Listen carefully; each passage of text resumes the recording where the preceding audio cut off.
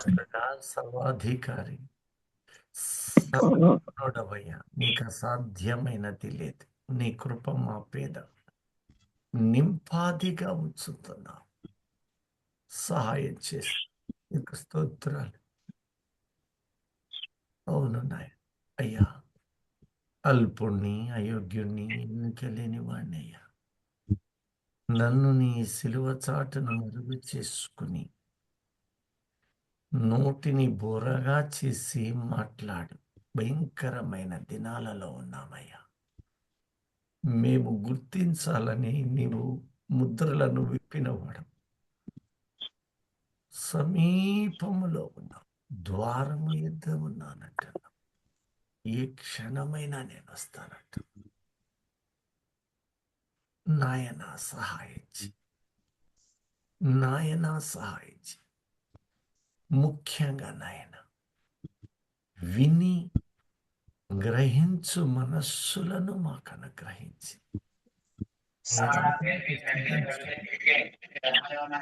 నా ప్రభు అయిన క్రీస్తు యేసు నామమందు కృతజ్ఞత. ఆమేన్. ఆమేన్.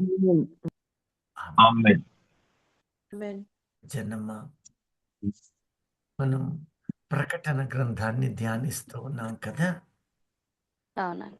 13వ అధ్యాయము 1-2 వచనాలను ఒకసారి ధ్యానించండి. మరియు 10 కొమ్ములను 10 కొమ్ములను 7 తలలను గల 7 తలలను గల ఒక క్రూర మృగము ఒక క్రూర మృగము సముద్రములో నుండి సముద్రములో నుండి పైకి వచ్చుట చూచితిని. నేను చూచానంటున్నాడు. దాని ఈ కొమ్ముల మీద క్రూర మృగము అన్నప్పుడు, ఈ క్రూర మృగము అన్నప్పుడు అది ఒక దేశమని, అది ఒక రాజ్యమని తెలుసుకున్నాం. ఇప్పుడు అది ఏ రాజ్యము, దాని పేరేమిటి? రోమ్. రోమ్. రోమ్. సరే చదువుతున్నారు చక్కగా. రోమ్ దాన్ని రోమా సామ్రాజ్యం. ఇప్పుడు నాకొక చిన్న ప్రశ్న. ఈ రోమా సామ్రాజ్యం అనేది ఇప్పుడు ఉందా ఇంకా, లేదా? లేదు, లేదండి. ఇప్పుడు కొందరు ఉంది, కొందరు లేదు. శాతం ఇంకా తెలియలా. రోమా సామ్రాజ్యము ఉన్నదా లేదా? ఎందుకు ఈ మాట అంటున్నానంటే, ప్రకటన గ్రంథము 17వ అధ్యాయములో ఈ అపోస్తులుడైన యోహాను రాస్తున్నప్పుడు రాసే కాలానికి ఒక మాట అంటున్నాడు. ఇప్పుడు కాదు, ఆ రోజు అంటున్నాడు. ఉండినదియు ఇప్పుడు నేను రాస్తున్నాను కదా, ఇప్పుడు లేనిది అంటున్నాడు. చూడండి 17వ అధ్యాయంలో ఉండినదియు ఇప్పుడు లేనిది. 17:5 నుంచి చదవండి ఒక్కసారి. దాని నొసట దాని పేరు ఇలాగు వ్రాయబడి ఉండెను.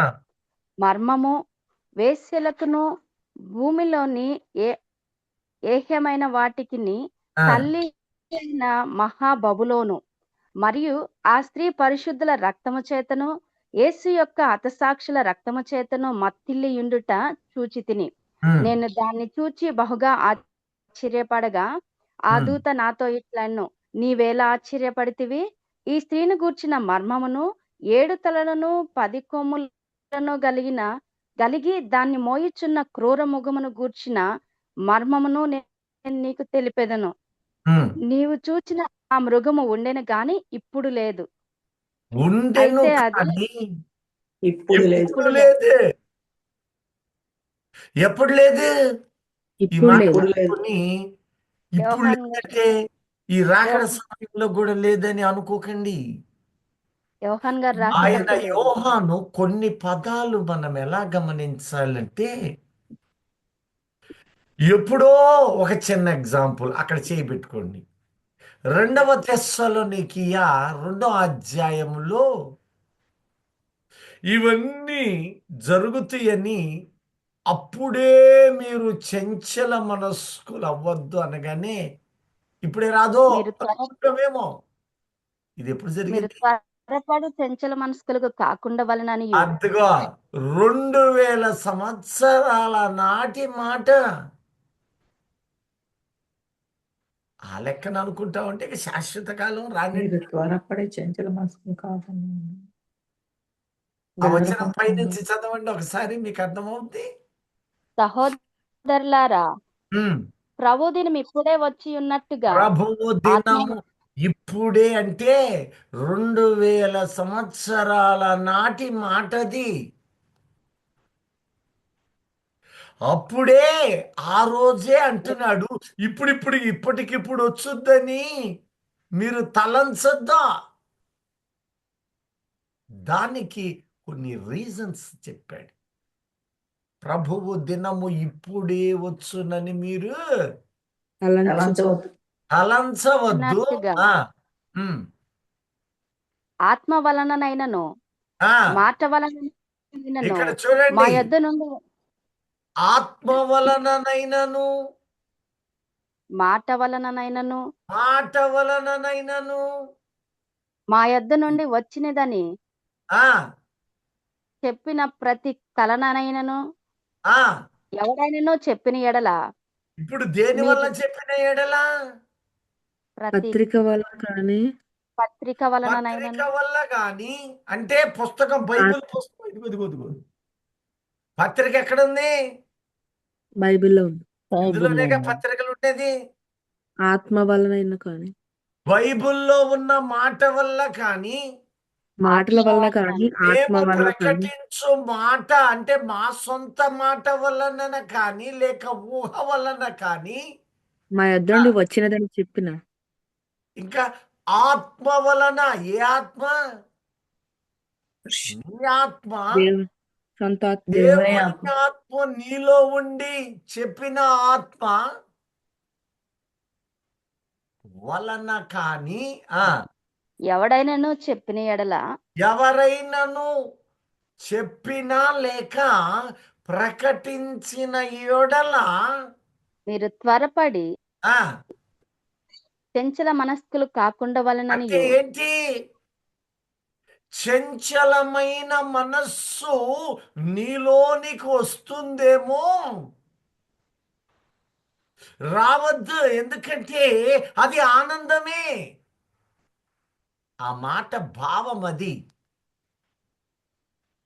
నీవు రాకడా అనగానే అమ్మో వచ్చేస్తుంది, ఇక పిల్లలెట్ట, పాడెట్ట, అదెట్ట, ఇదెట్ట, ఓ ఇక ఏమైపోవాలి అని నీవు చంచల మనస్సు పొందవద్దు. కారణం ఎందుకంటే దేవుడు నీకు స్థిర బుద్ధిని అనుగ్రహించి ఉన్నాడు. దేవునికి స్తోత్రం.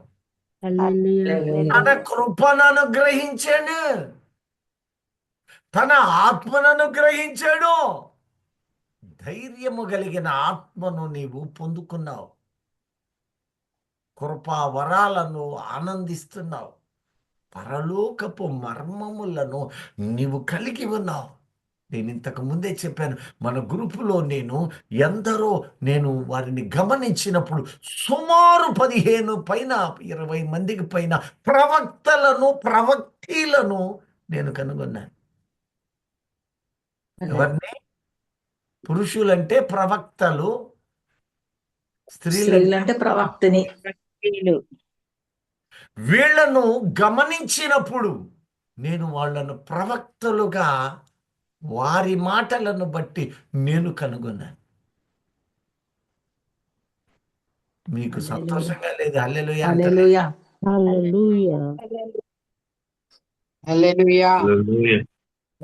మీలో కొంతమంది దైవజనులను కనుగొన్నాను. దైవజనులు అంటే దైవజనురాళ్ళు, దైవజనులు. మరికొంతమంది సేవకులను నేను కనుగొన్నాను. ఇప్పుడు మీకు ఒక ప్రశ్న. నా దగ్గర ప్రశ్నల మూట ఇచ్చాడు, నేనేం చేయగలను? ఇర్మియాకి ఏడుపుల ప్రవక్త అని పేరు. అవును. నన్ను కనుగొన్న వాళ్ళు ఈడు ఇర్మియా లాంటి వాడు ఆయన అంటుంటారు, నవ్వుకుంటుంటారు. ఇప్పుడు ఇప్పుడు ఒక అమ్మాయి నాకు చదువుతుంది, ఒక బిడ్డ. ఆమె దైవజనురాలా కాదా? ఉమ్. దైవజనురాలండి. జనరాలేనండి. ఇప్పుడు దైవజనురాలేనండి అన్న ఒక్క సహోదరి ఉన్నారు కదా, ఆమె ఇప్పుడు దైవజనురాలు అమ్మ. నువ్వు దేవుని జనుడు. దైవజనురాలా అమ్మ? సురత్నలత గారు, మీరు దైవజనురాలా? అవును. అవునయ్యా, ఎవరు పలకట్లేదు అన్నగారు. దేవుని బిడ్డలమయ్యా, దైవజనులమే. తెలివిగల్లామా పంతులమ్మ గారు కదా, చక్కగా చెప్పు. హల్లెలూయా. హల్లెలూయా. ఇక్కడే చాలా పొరపాటు ఆలోచనలు ఎక్కువ మంది ఉంటారు. దైవజనుడాయన, దైవజనురాలాయన అనగానే వాళ్ళు ఎక్కువ అనుకుంటారు దైవజనము, ఉమ్. దేవుని జనము, హల్లెలూయా. యేసు రక్తము చేత కడగబడిన జనము, హల్లెలూయా. రాకడకు ఎత్తబడు గుంపు. ఆమేన్. ఆమేన్. హల్లెలూయా. ఆమేన్. దేవుడు తన ప్రశస్తమైన రక్తముతో ప్రత్యేకించిన జనాంగము దైవజనం. ఆమేన్. హల్లెలూయా. హల్లెలూయా. ఇప్పుడు వసంత అన్న గారు ఉన్నారు. ఆయన రెండు పదవులు, ఒకటి దైవజనుడు ప్లస్ సేవకుడు. సేవకుడు. సేవకుడే. నేనున్నాను దైవజనుడను ప్లస్ సేవకుడు. సిస్టర్ గారు ఉన్నారు దైవజనురాలు ప్లస్ సేవకుడు. జోడు పదవులు వచ్చేసింది. మీలో ఈ దైవజనుడని పిలవబడుతున్న ప్రజలు ఎవరుగా మారాలి ఇప్పుడు? సేవకులుగా. సేవకులుగా మారాలి. దేవుని దాసులు సేవకులుగా మార్చబడుదురు గాక. ఆమేన్. కానీ మీ హృదయాల్లో ఏమనుంటుందో తెలుసా? అమ్మో, ఆయన దైవజనుడండి. ఆయనే కాదు, ఆయన రక్తములో కడగబడిన, యేసు క్రీస్తు రక్తములో కడగబడి ప్రతి పాపమును పోగొట్టుకుని పరిశుద్ధుడిగా పిలవబడుతూ ఉన్న ప్రతి విశ్వాసి ఆయన జనమే ఉన్నారు. దేవునికి స్తోత్రం. హల్లెలూయా. అందులో నీవు సేవకురాలిగా ఉండటము ఆయనకు ఆనందం. అదే నీ పాత్ర. ప్రియ దైవజనమా, సంతోషంగా ఉన్న వాళ్ళు దేవునికి స్తోత్రం. హల్లెలూయా. ఇప్పుడు అంటూ ఉన్నాడు, ఈ ఈ క్రూర మృగము అనేది ఒకటి ఉన్నది. కానీ ఇప్పుడు లేదు. ఇప్పుడు ఆ క్రూర మృగము ఇప్పుడు లేదు అంటే అయితే ఎప్పుడు? అది అంటే ఆ కాలంలో ఆ కాలంలో ఉన్నది. అంటే ఇక్కడ రాస్తున్నాడు ఎప్పుడో తెలుసా? క్రీస్తు శకము 90-92 మధ్య కాలంలో పద్మాసు లంక అనబడు ఆ ప్రాంతములో రాస్తున్నాడని లేఖన ఆధారాలు.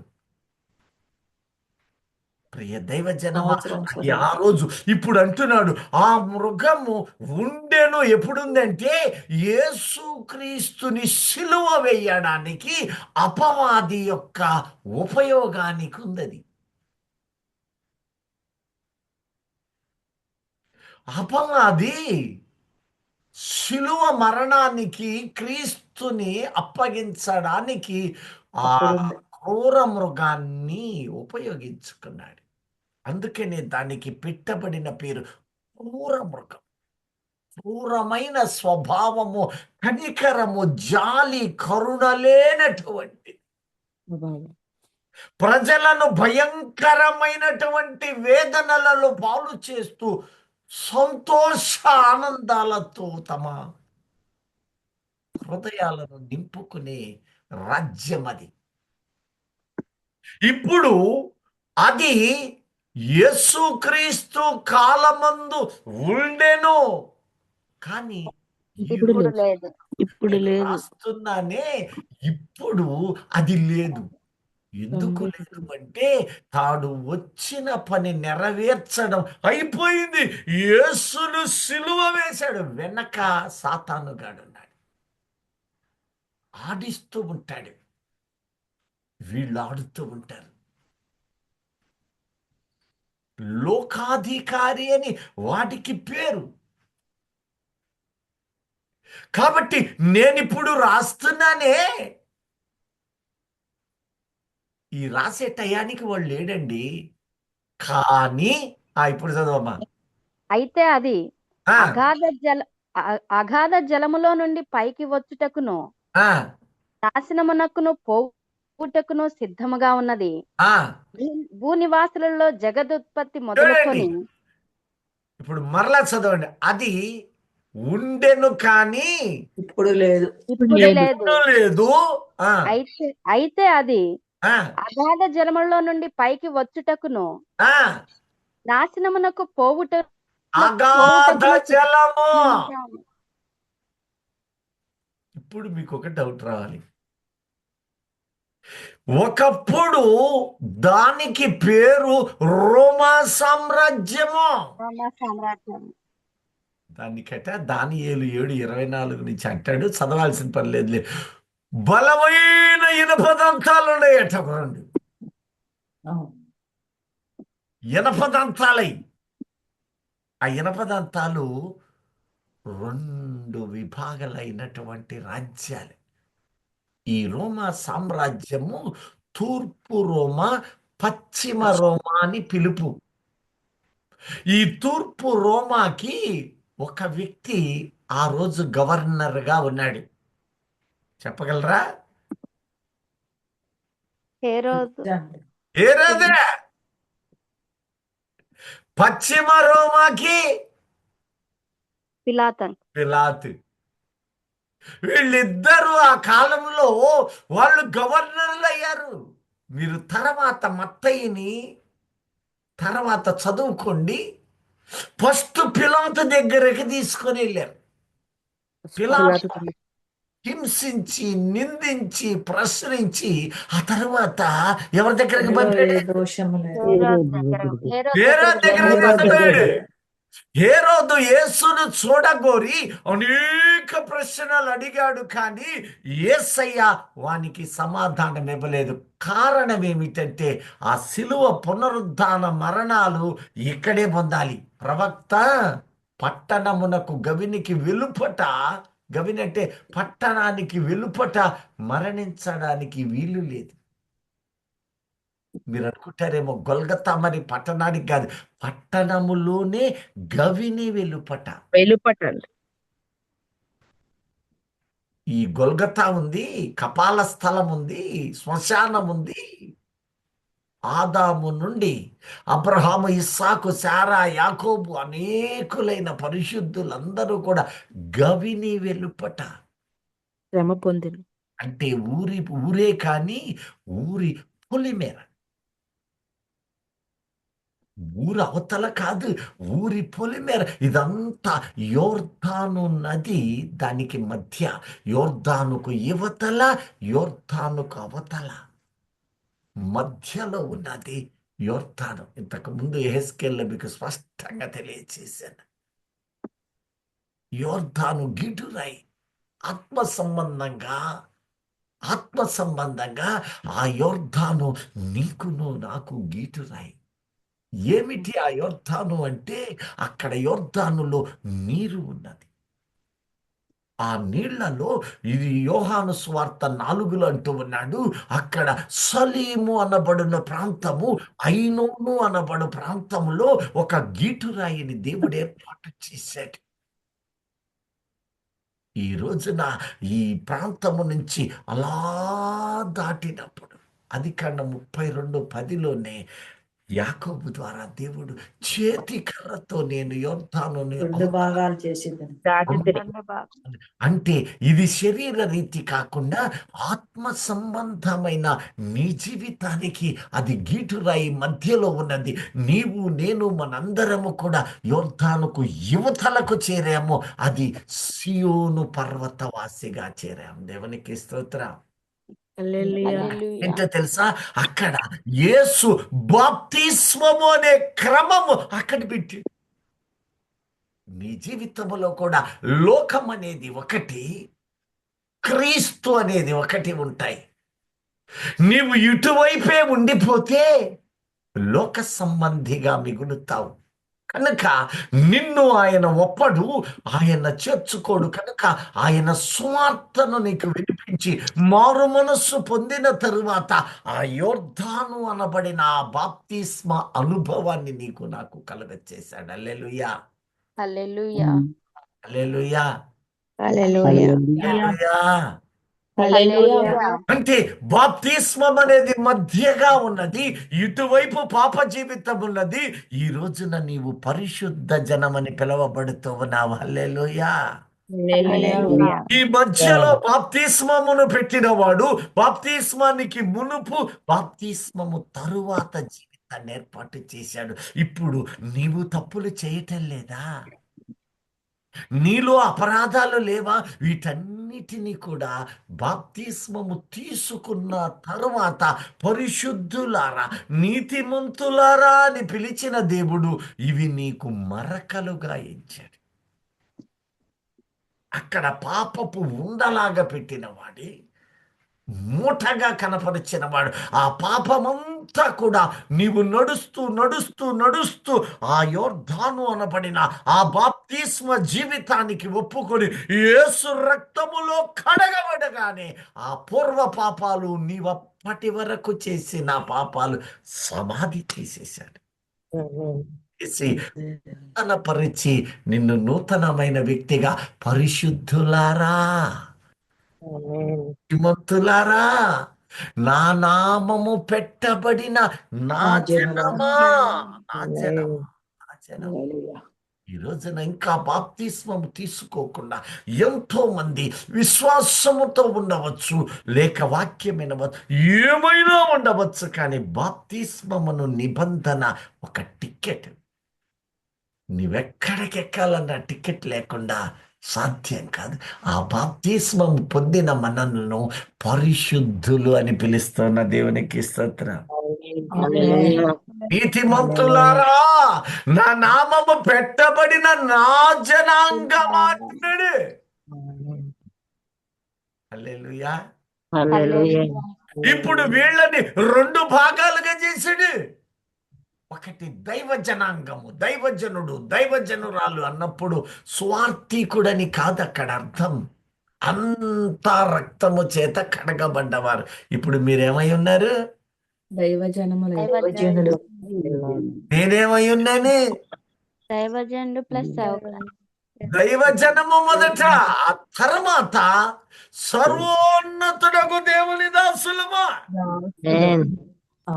దైవజనము ఆయన సాక్షిగా ఉండాలి, ఆయన కొరకు నడవాలి, ఆయన సన్నిధి కొరకు ప్రకటించు వారిగా ఉండాలి. యేసు రక్తము నీ చేతికిస్తూ ఉన్నాడు, నీవు చిలకరించాలి. ఆ రోజు మోషే బలిపీఠము చుట్టూ చిలకరించి మరి చిలకరిస్తున్నావా? ప్రకటిస్తున్నావా? బాధ్యత. ఈ క్రొత్త సంవత్సరములో ఆయన నీ ముందు ఒక బాధ్యతనిచ్చి ఉన్నాడు. హల్లెలూయా. హల్లెలూయా. రోజు కాదు, నీవు శ్రమలు వస్తాయి, బాధలు వస్తాయి, అవమానాలు రావచ్చు, ఎన్నో నిందలు. అయితే ఈరోజు కాదు, అనాది కాలము నుండి ఉంటూనే ఉన్నాయి. ఇక్కడ అంటాడు, ఇదిగో ఉన్నదియు ఇప్పుడు లేనిదియో ముందుకు రాబోతూ ఉంది. ఇప్పుడు రోమా ముందుకి రాబోతూ ఉన్నదట. మొదట రోమా సామ్రాజ్యము రెండు విభాగాలుగా కనపడుతూ ఉంది. ఆ తరువాత యేసయ్యను సిలువ వేసి అక్కడ తన పని అయిపోయింది అనుకుంది. కానీ తర్వాత నీవు జాగ్రత్తగా గమనిస్తే యేసుక్రీస్తు తన రాజ్యమును చిగురింపజేశాడు.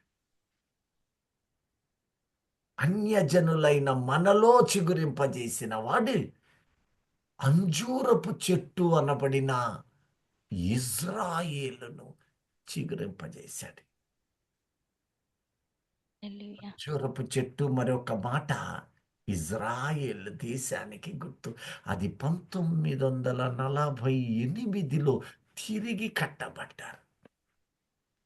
ఎప్పుడైతే తిరిగి కట్టబడ్డారో వాడు గ్రహించాడు గనుక తిరిగి అదే రోమా సామ్రాజ్యము అనేక ప్రావిన్సులతోటి రాజ్యాలతో కలిసి 10 రాజ్యాలు ఏకమై ఏ దేశంగా కన్వర్ట్ అయింది? United Kingdom. United Kingdom. United అంటే ఏంటి? ఐక్యత, యూనిటీ. కింగ్డమ్ రాజ్యం, 10 రాజ్యాలు కలిసి.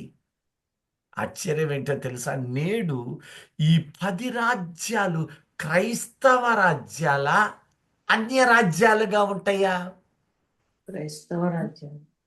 చెప్పండి. క్రైస్తవ రాజ్యాలే. Yes. ఇప్పుడు చూడండి, అందులో ఒకటి ఫ్రాన్స్. ఫ్రాన్స్ ఏ రాజ్యంగా ఉంది? క్రైస్తవ రాజ్యం. Christian country. జర్మనీ కూడా. ఇటలీ కూడా.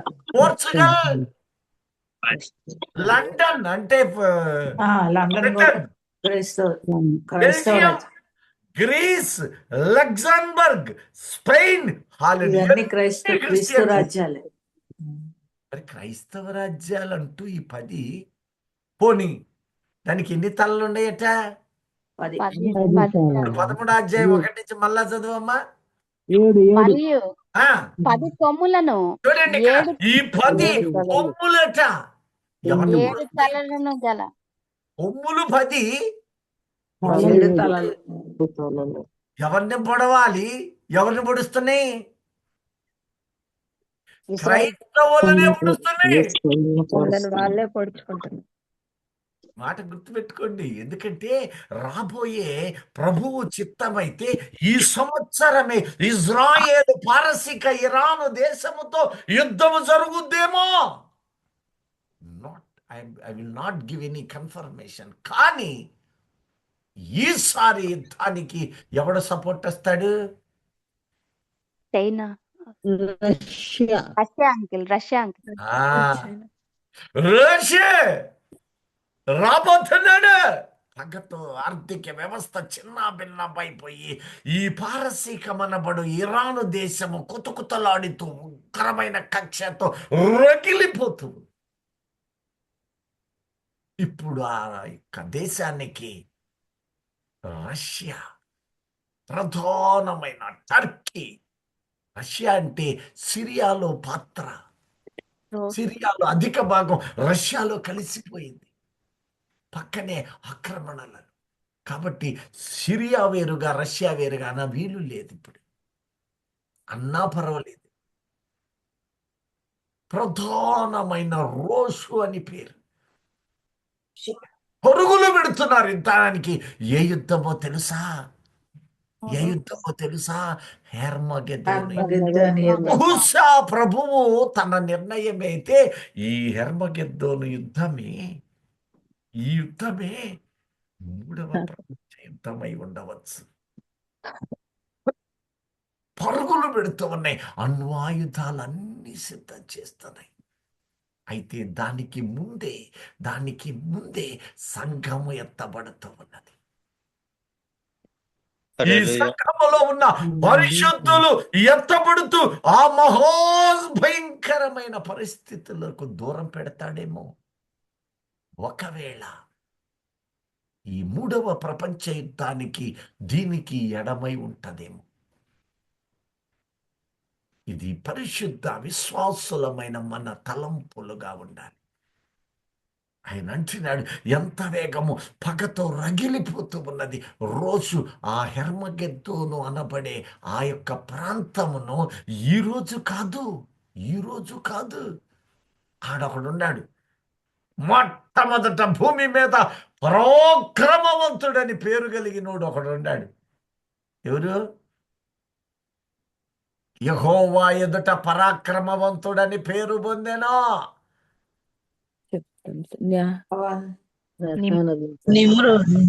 నిమ్రోద్ అండి. నిమ్రోదే. అవును, పరాక్రమవంతుడే. ఆపేశాడంటే మొత్తం ఆగిపోవాల్సిందేగా. కానీ పవన్ కాదు, నిమ్రోదు. చూడండి, అతడు ముందుగానే ఒక పట్టణాన్ని ఆ రోజే పెట్టాడు.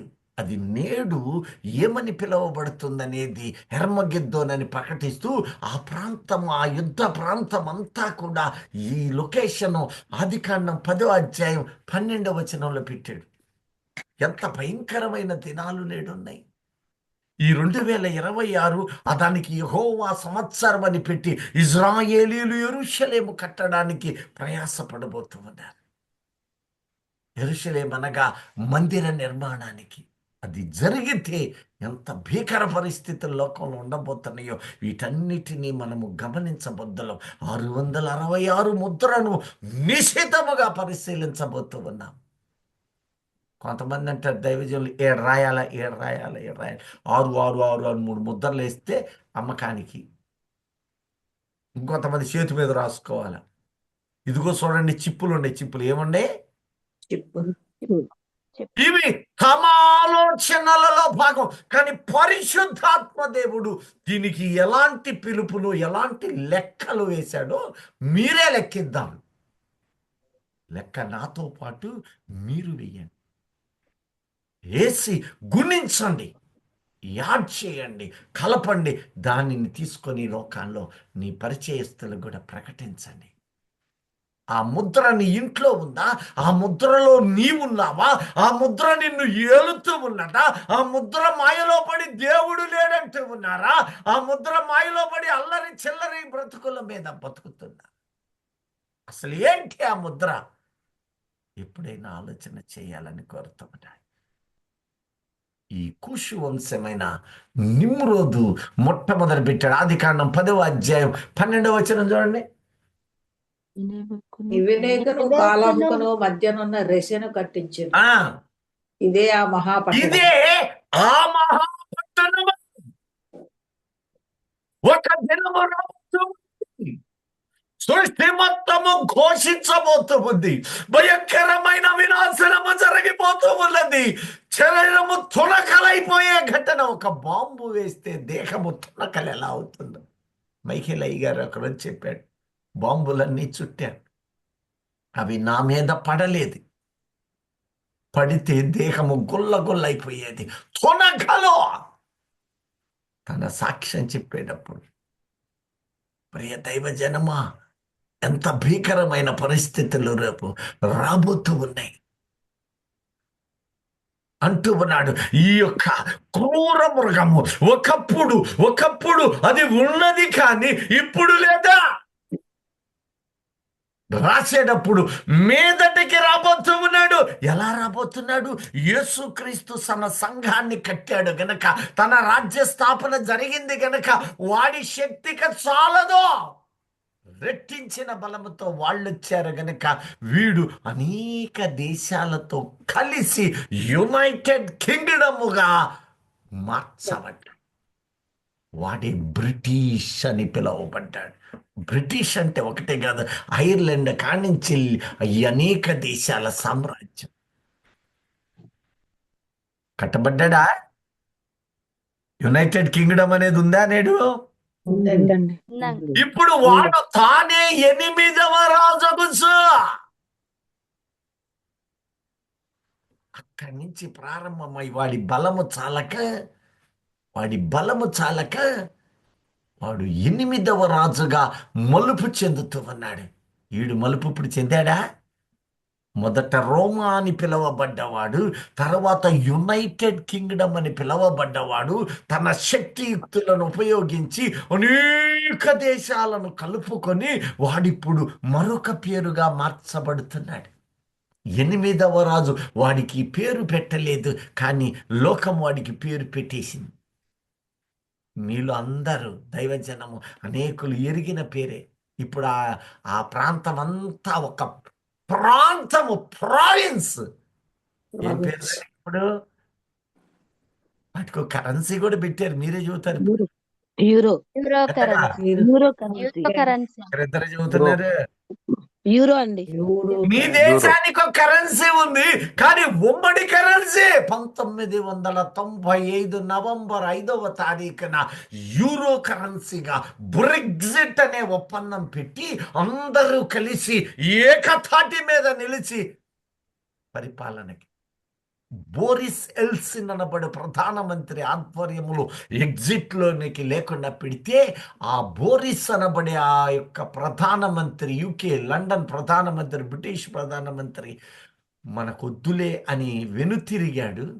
అతని పదవే పోయింది. ఆ తర్వాతే కదా మన ఇండియన్గా పిలువబడుతున్న ఇనోకో బునోకో సునోకో ఎవరో ఉన్నారు, ప్రధానమంత్రిగా ఎలక్ట్ అయ్యాడు. అతను కూడా పోగొట్టుకున్నాడు. చూసారా? మొదట రోమా 2 భాగాలు, ఇనుప దంతాలు 2, ఆ తర్వాత చిన్నగా యేసుక్రీస్తు తన రాజ్యమును స్థాపించాడు. ఆ తరువాత ఇజ్రాయేలును ఆయన చిగురింపజేశాడు. ఇదిగో యెరూషలేము కట్టబడుటకు నిర్మాణం చేశాడు. ఈ ఇజ్రాయేలీలు కట్టబడటం మనము రాకడ చివరి క్షణాలలో ఉన్నందువలన ప్రతి దానిని గుండు సూది చిన్న పిన్నును కూడా గమనిస్తూ రాకడను ఎతుకుతూ కనుగొంటూ అమూల్యమైన ఆయన రాకడకు సిద్ధమై ఉండాలి. ఏందోలే అనుకునే తలంపు మనలో ఉండవీలేదు. ఒక్క క్షణం మాత్రము చాలు, రెప్ప పాటులో రెప్ప అలా తీసి లేచే లోపు కడబూర మోగును. మార్పు చెందుతుంది. ఆ రెప్పపాటులో కూడా నీవు మెలకువ కలిగిన ఆత్మనే కలిగి ఉండాలి. హల్లెలూయా. దైవజనమా, ఒక్కొక్కటి నెరవేర్పు నీవు చూస్తూనే ఉన్నావు. కడవరి కాలం అనడానికి, కడవరి క్షణం అనడానికి అనేక ఆధారాలు పరిశుద్ధాత్ముడిస్తువాడు. ఇప్పుడు ఏమైంది? అక్కడి నుంచి ఒక రాజ్యము 2గా తూర్పు పశ్చిమ రోమాలైంది. ఆ తరువాత కాలంలో యేసుక్రీస్తు కాలములో వాళ్ళందరూ కలిసి సిలువ వేశారు. సిలువ వేసిన తరువాత ఇంకా అయిపోయిందని వాడు కూడా విచ్ఛిన్నమైపోయారు. ఈ విచ్ఛిన్నమైన తరువాత తిరిగి ఇజ్రాయేలు కట్టబడిందని తెలిసి 10 రాజ్యాలు కలిసి ఏకతాటిగా యునైటెడ్ కింగ్డమ్ అనే పేరుతోటి బ్రిటిషర్స్గా వచ్చి సమస్త లోకాన్ని జయిస్తూ అనేకులను కూడగడుతూ వచ్చారు. యునైటెడ్ కింగ్డమ్ అయింది. ఆ తరువాత 1995లో ఆ తరువాత ఈ బ్రిటిష్ వారి పర్లేదు చెప్పండి అయ్యా.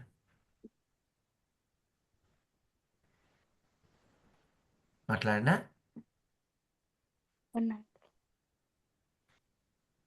పర్లేదా?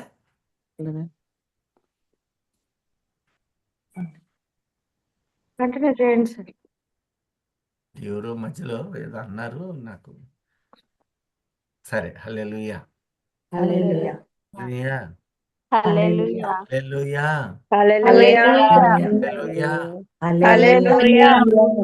ఇప్పుడు కడవరి క్షణాలలో ఉన్న మనకు ఆ దేశాల బలముతో పాటు యూరో కరెన్సీ అని పిలువబడుతూ మొత్తము దేశాలు, అనేక దేశాలను యూరోప్ ఖండానికి ప్రాతినిధ్యం చేస్తూ అందులో ప్రముఖ పాత్ర రూషుని ఏర్పాటు చేశాడు.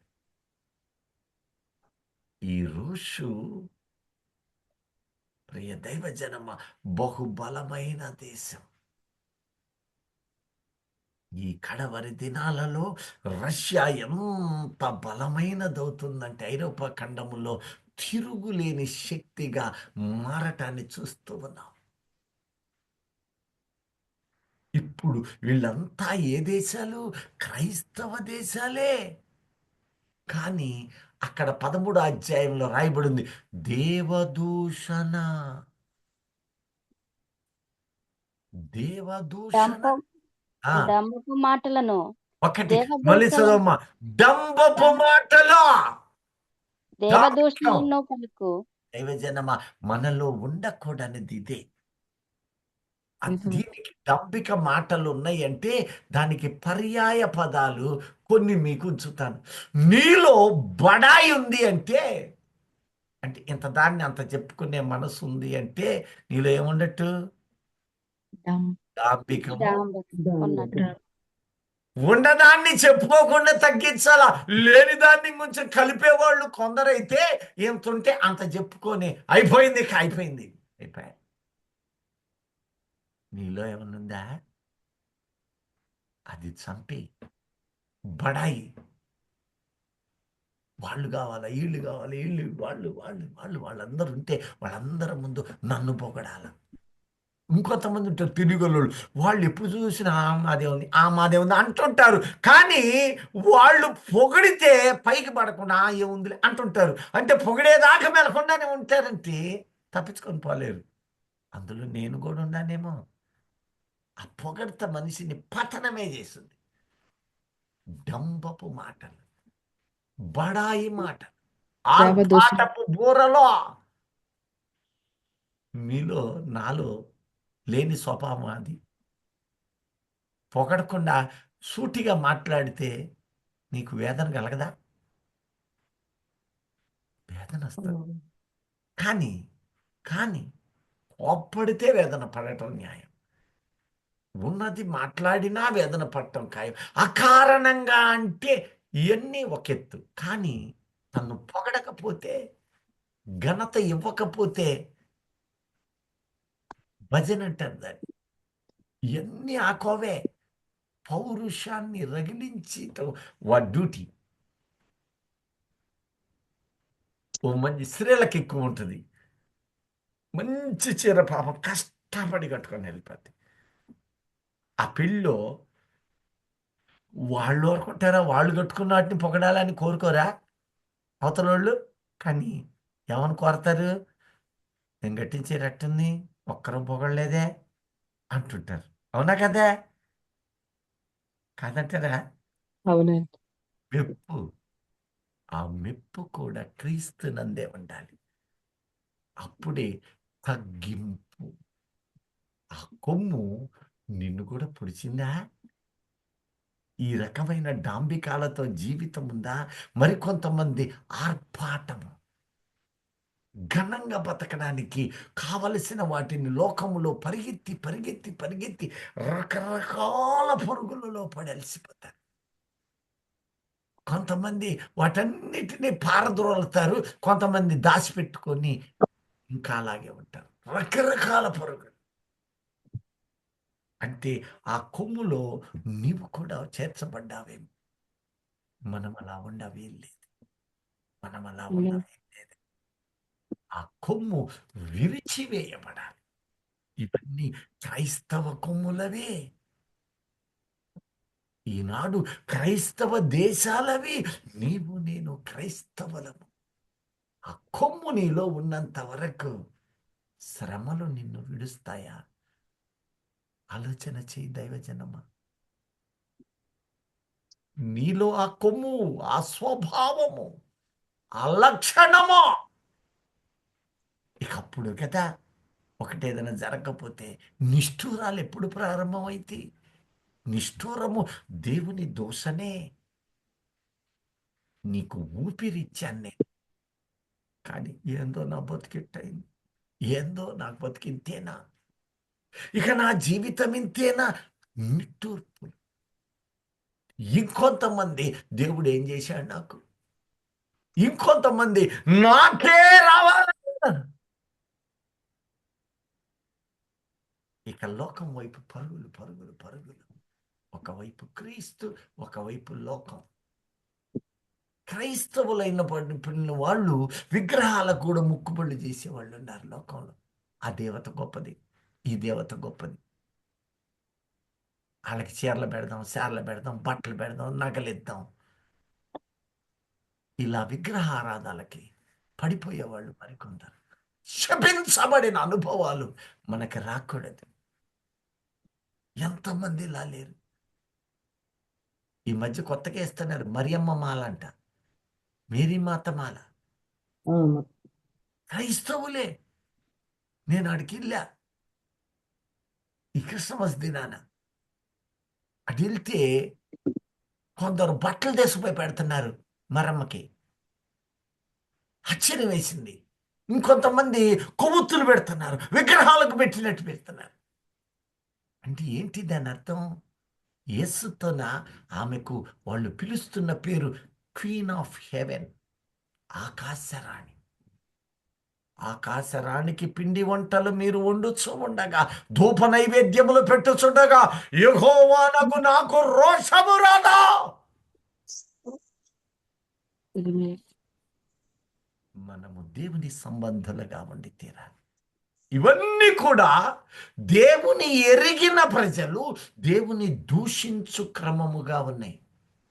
ఎలా ఉన్నాయి? ఆచారాలు, ఆచార వ్యవహారాలు, ఇవన్నీ క్రైస్తవునికి ఉండటానికి వీల్లేదు. అవి ఉన్న నీవు ఆ రోజున ఆ దేశమే కాదు, ఈ రోజున ఈ దేశం అనగా ఈ హృదయము కూడా ఆ శపించబడ్డ అనుభవాల వైపు మరిలినట్టుగా కనపడుతుంది. మనము వాటికి దూరమగుదుముగాక. యేసు రక్తము మనలో పవిత్రతను కుమ్మరించునుగాక. రాకడకు సిద్ధమగుదుముగాక. ఎన్ని నేను చూశాను. ఎవడోయ్ పాస్టర్ అమ్మంటది, కాకెరుతుంది, చుట్టాలు వస్తారేమో అలా మీరు కూడా చేతులు, నువ్వు అక్కడ సబ్బుతో తోమలేదు గనక చెయ్యి దురద, కాలు దురద. కాలు దురద పడుతుంది.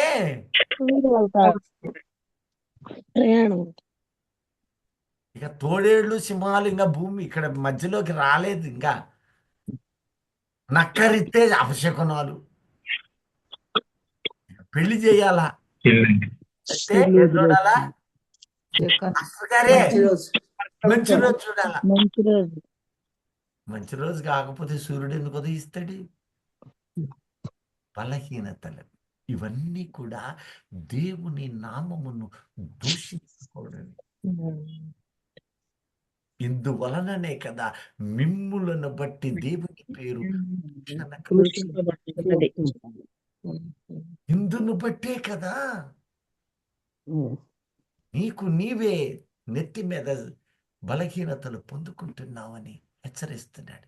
అందుకని ఇక్కడ అంటూ ఉన్నాడు, నీవు ఆ కోవలోనికి వెళ్ళకూడదు. నీవు పవిత్రురాలైన కన్యక, పరిశుద్ధ జనాంగము, ఆయన రక్తములో కడగబడ్డ మనము. అక్కడ శరీర రీతిగా ఆ రాజ్యాన్ని చూపుతున్నాడు. ఆ రాజ్యము రోమా అంటున్నాడు. అది తరువాత ఇదిగో యూరోగా మార్చబడింది అంటున్నాడు. ఇది అంతా కలిసి ఇదిగో దేవదూషణకరమైన పేర్లు దానికి ఉన్నాయి అంటున్నాడు. ఏమున్నాయి? దేవుని వ్యతిరేకించు ప్రతి క్రియ కూడా దేవదూషణే. ఈ రోజున విశ్వాసమైన నీవు ఆ దేవుని నీ హృదయములో దూషించుకోవడం అంటే ఇలాంటి లోకక్రియలలో ఉండటమే. అలా ఉన్నప్పుడు నీవు కూడా ఎవరిలో చేరావు? క్రీస్తు క్రీస్తు దినం క్రీస్తు విరోధి